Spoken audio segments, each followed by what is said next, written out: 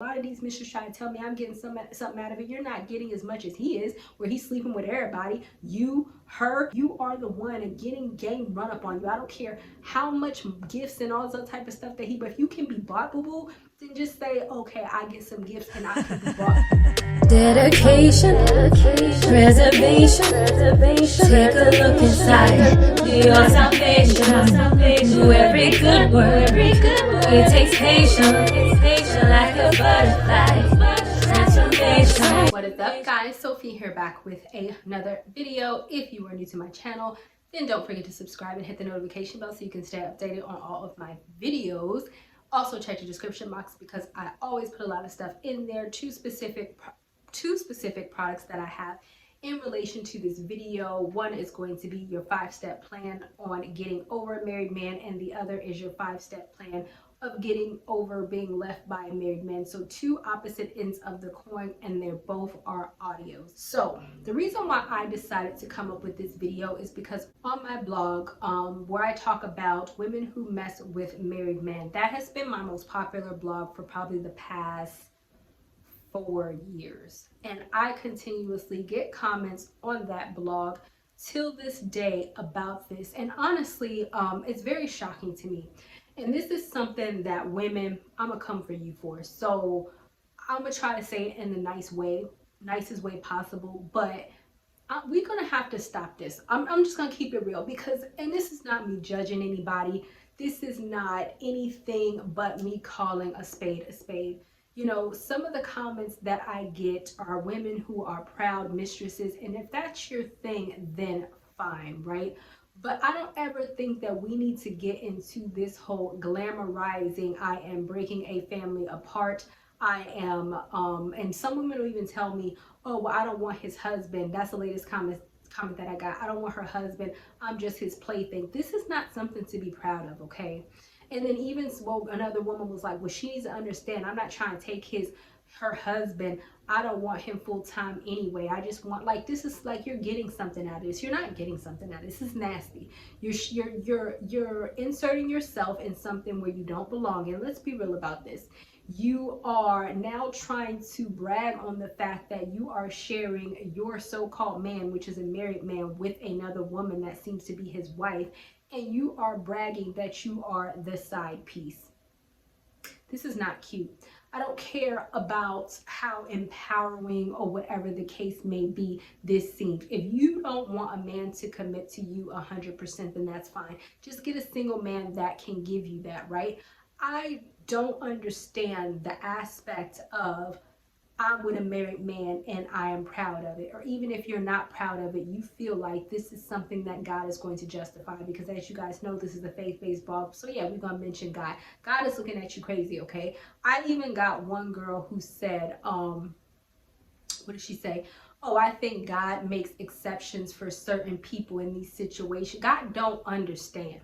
God don't understand, because if he say do not commit adultery, and that was one of the commandments that he gave Moses, and this is one of the consistent commandments that he said in the Old and the New Testament, why is he going to excuse his commandments for you to sleep with somebody else's husband?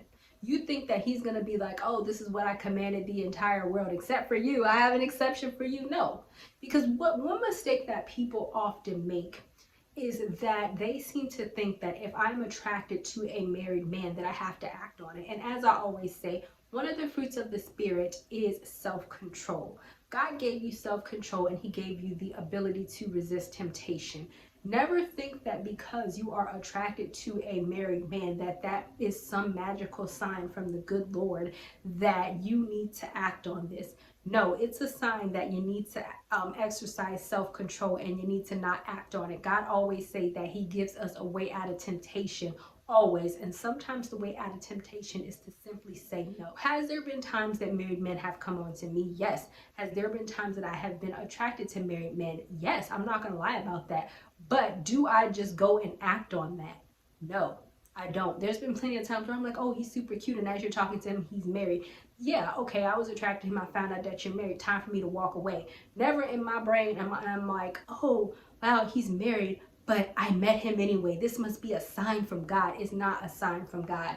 You are a grown behind person. We are not animals in the sense that we need to feed into every little temptation or inkling that we have towards somebody simply because we have them. That means that you are operating off of the flesh, which is a lustful desire, which is not of God. So if you want to mess with a married man and you are fully aware that you are going against God, that you're going to reap what you're sowing, that you decided not to resist temptation and that you're operating off the flesh, then by all means, at least you are willing to understand and accept the consequences that's going to come to you, right? But don't ever sit up here and try to excuse this like this is some wonderful relationship that you've always dreamed of. And if it is, then guess what? You need to have bigger dreams for yourself. Because one of the comments that I even got on that blog is telling me that I'm belittling mistresses because of my thoughts. I'm going to link the blog post down below, but at the end of the day, I'm not belittling anybody. I think that you are belittling yourself if you are a mistress, if you feel like you don't deserve your own man and that you have to share one with another woman.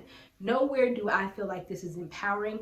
Nowhere do I feel like this is fun. I feel like it's nasty. I think that there's way too many diseases and all this other type of stuff that's going around to know. And don't believe that I'm not sleeping with my wife. He's lying. He is sleeping with his wife. Don't feed into the hype, okay? I don't think that that's fun where he's going to go sleep with his wife and come sleep with you and this is empowering and this is somehow making you feel good about yourself. No, you're belittling yourself and you're telling yourself that you are not deserving of your own man. And whatever you feel like you're getting from that married man, you can get the same thing from somebody who's single. It really is that simple. You have to understand that marriage is a covenant between man and wife, a covenant taken before God. The Bible specifically tells us that when a couple gets married, that they are one flesh. So God don't take people breaking his covenant too lightly, right? And so when you decide to enter yourself into somebody else's relationship simply because you want to, you are intervening on specifically something that God allowed or God put his hands on.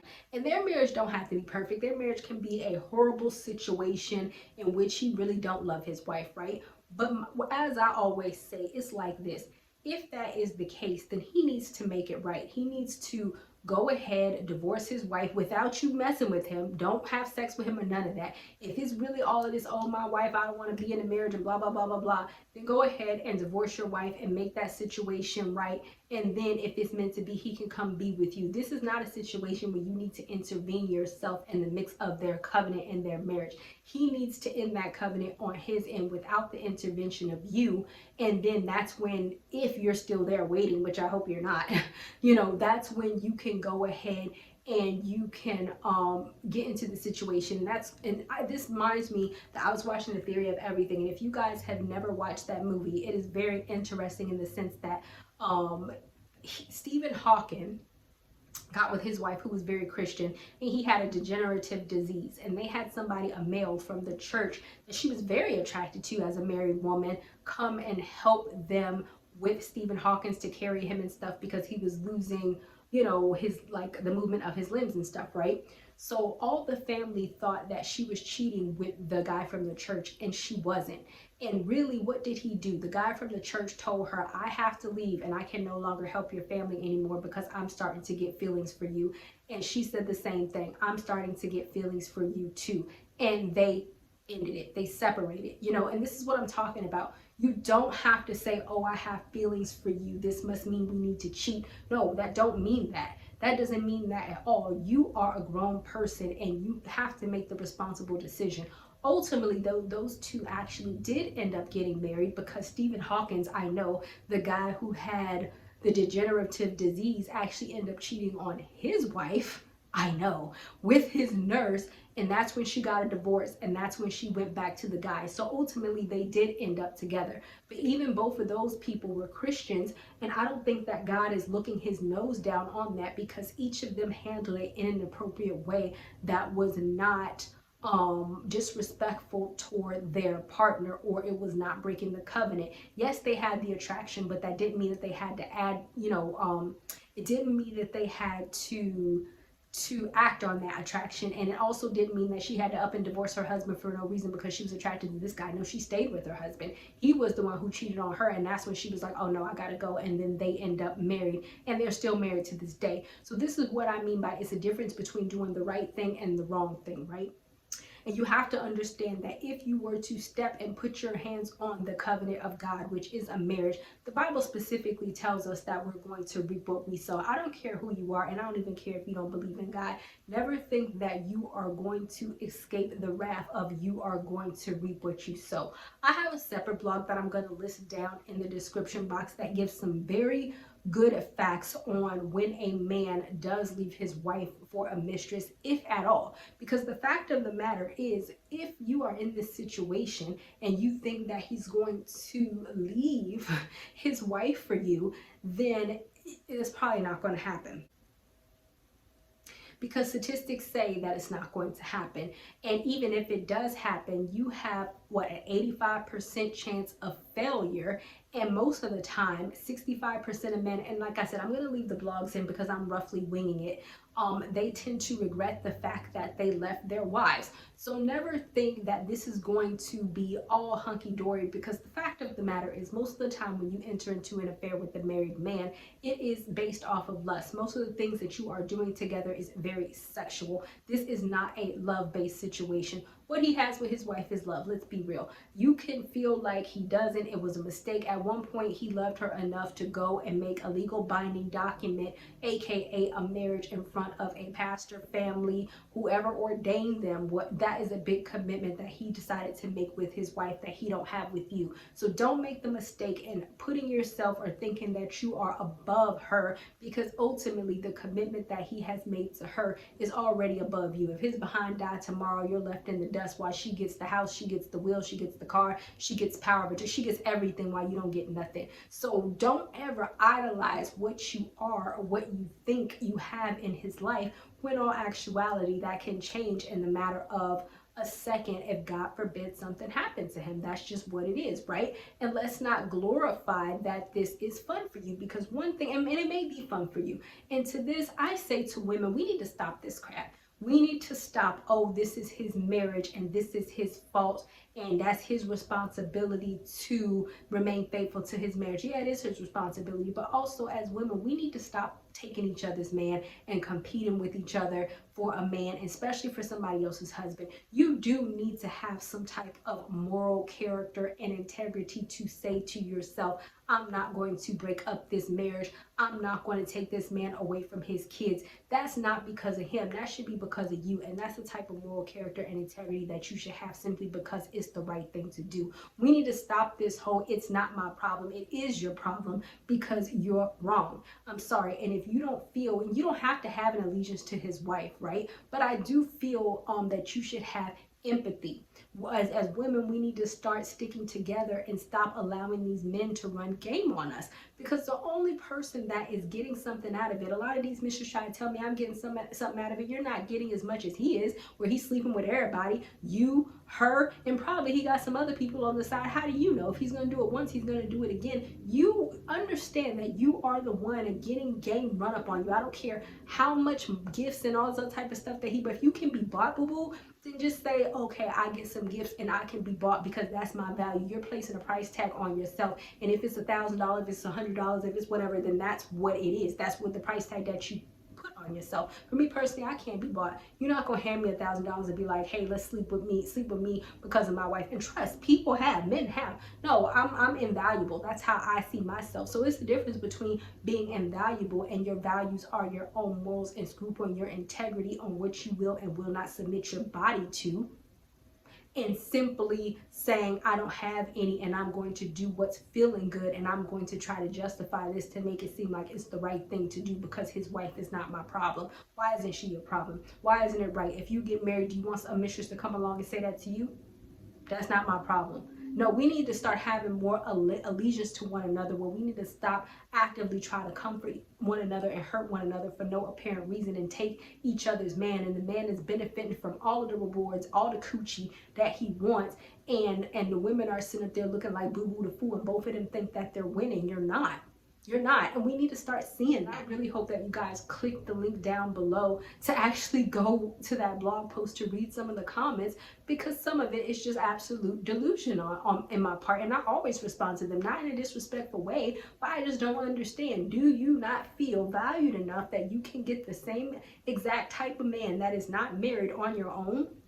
And most of them don't even respond because it's like that. Well, I don't feel like I'm not valuing myself. Okay, but you are. You don't have to feel anything. You are.